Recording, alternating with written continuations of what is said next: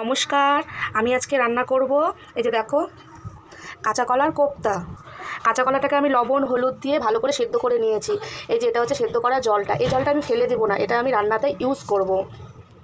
তারপরে এখন আমি কাঁচা কলাগুলো জলের থেকে তুলে নিচ্ছি একটা বাসনে। তারপরে আমি ওখানে কাঁচা লঙ্কা ছোটো ছোটো করে কুচি করে দিয়েছি আর অল্প লবণ দেবো, যেহেতু আমি লবণ দিয়ে সিদ্ধ করেছি তার জন্য আর বেশি লবণ দেবো না, আর দেবো অল্প বেসন দিয়ে ভালো করে এটাকে মেখে নেব। আমি এখানে বেসন দিয়ে দিয়েছি, এখন আমি এটা সুন্দর করে মেখে নেব। আমি জলটা ফেলে দিই না, কারণ আমি এই জলটা আমি রান্নার মধ্যে পরে আমি দিয়ে দেবো, যেহেতু আমি এটা একটু ঝোল ঝোল মাখা মাখা করবো, তার জন্য এই জলটাই আমি দেবো, অন্য কোনো জল আমি ইউজ করব না। আর দেখো আমি সুন্দর করে এটা মেখে নিয়েছি। আমি এখন এটা ছোটো ছোটো করে আমি বড়া ভেজে নেব। আমি এখানে একটা কড়াই বসিয়ে দিয়েছি, তার মধ্যে আমি এখানে আলুগুলো সুন্দর করে একটু ভেজে নিয়েছি। এটা আমি কোপ্তার মধ্যে দিব বলে তাই আমি এটা তুলে নিচ্ছি। এই যে হাতে একটু তেল বা জল মাখিয়ে নিয়ে আমি দেখো এমনি সুন্দর করে আমি একটা করে শেপ দিয়ে দিচ্ছি। এই শেপে আমি সুন্দর করে একটু ভেজে নেব। আমি এখানে 4টা কাঁচা কলা নিয়েছি, তাতে দেখো অনেকগুলো মাখা বেরিয়েছে। দেখো মেখেছি যে অনেকগুলো হয়ে গেছে এখানে। দেখো এটা সুন্দর লাল লাল করে এক পিস ভাজা হয়ে গেছে, আর এক পিঠ আমি ওটা উল্টে দিলাম। এই বড়াটা সবাই ভাত দিয়েও খেতে পারো, সুন্দর করে এটা তুলে রাখবে, তুলে রেখে ভাত দিয়ে গরম গরম ভাত দিয়েও খেতে পারবে, ভালো লাগে খেতে খুব। দেখো এটা হয়ে গেছে, আমি এটা তুলে রেখেছি। আবার কড়াইতে আমি দিয়ে দিয়েছি, আর এগুলো একটু আমি বড় বড় করে দিয়েছি, কারণ আমি এগুলো হচ্ছে ঝোলে দিব, এগুলোরই আমি কোপ্তা বানাবো, আর এগুলো আমি একটু ভাত দিয়ে খাবো। দেখো এগুলো কত বড় বড় হয়ে গেছে, আর এটা যখন আমি ঝোলে দেবো এটা আরও ফুলে বড় বড় হয়ে যাবে, একটা রসগোল্লার মতো খেতে যা দারুণ লাগে না। আমি মিক্সিতে কাঁচা লঙ্কা আর হচ্ছে আদা নিয়েছি, আর আমি এখানে গোটা জিরা পিষে নিব একসাথে, আর টমেটো দিব, আর টক দই দিয়ে করব।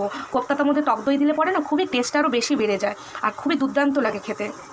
কড়াইতে তেল দিয়ে দিয়েছি, এখানে জিরা আর শুকনো লঙ্কা আমি সোমবার দিয়ে দিলাম। এখন আমি মশলাটা ছেড়ে দেবো। জিরা, কাঁচা লঙ্কা, আদা, টমেটো মশলাটা এটা আমি ছেড়ে দিলাম। মশলাটা দেখো কষছে, মশলাটা কষানো হয়ে গেছে। আমি এখন দইটা দিয়ে দেবো, দিয়ে আমি একটু কষিয়ে নেব।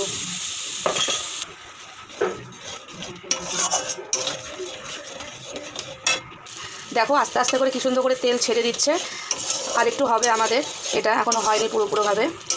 আমি কিন্তু দইটা দেওয়ার আগে বাটিতে আগে ভালো করে ফাটিয়ে নিয়েছি দইটা, তারপরে আমি এখানে দিয়েছি, না হলে কেমন হয়ে যায়, দানা দানা দানা দানা, ভালো মতো হয় না। কাঁচা কলাটা তো খাওয়া খুবই ভালো, যারা খেতে চায় না তাদের জন্য এভাবে করে খেলে পরে খুব ভালো হয়, আর বাচ্চাদেরকেও খেলে ভালো হয়।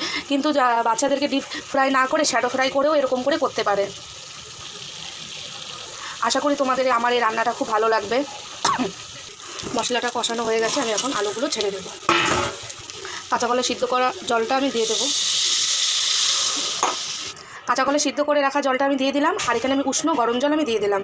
এখন এটা আমি ভালো করে ফুটাবো, ফুটিয়ে তারপর আমি বড়াগুলো ছেড়ে দেবো। বড়াগুলো দিয়ে আমি এটা বেশি আমি উতাল আনাবো না, কারণ হচ্ছে বড়াগুলো খুব নরম সফট, তাহলে নাহলে খুলে খুলে যাবে। তার জন্য আমি এটা ভালো করে আগে ফুটিয়ে নিব, তারপরে বড়াগুলো আমি দিয়ে দেবো। আর আমি এখানে জলের পরিমাণটা বেশি দেবো, কারণ হচ্ছে বড়াগুলো নাহলে সব জলটা টেনে নেবে, তাই আমি এটা একটু বেশি দিয়েছি জলটা। আর আমি এখানে চিনি দেইনি, এখন চিনি দেবো। দেখো ভালো করে এখন এটা ফুটে গেছে, আমি এখন সব বড়াগুলো আস্তে আস্তে করে ছেড়ে দেবো।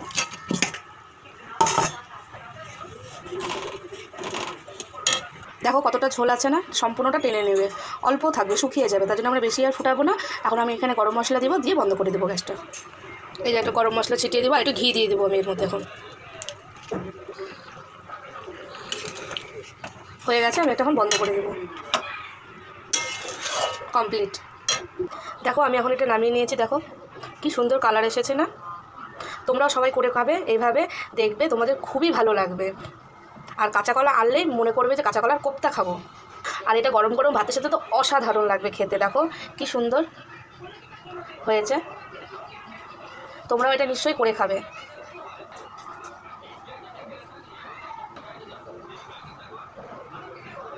Tata, bye bye.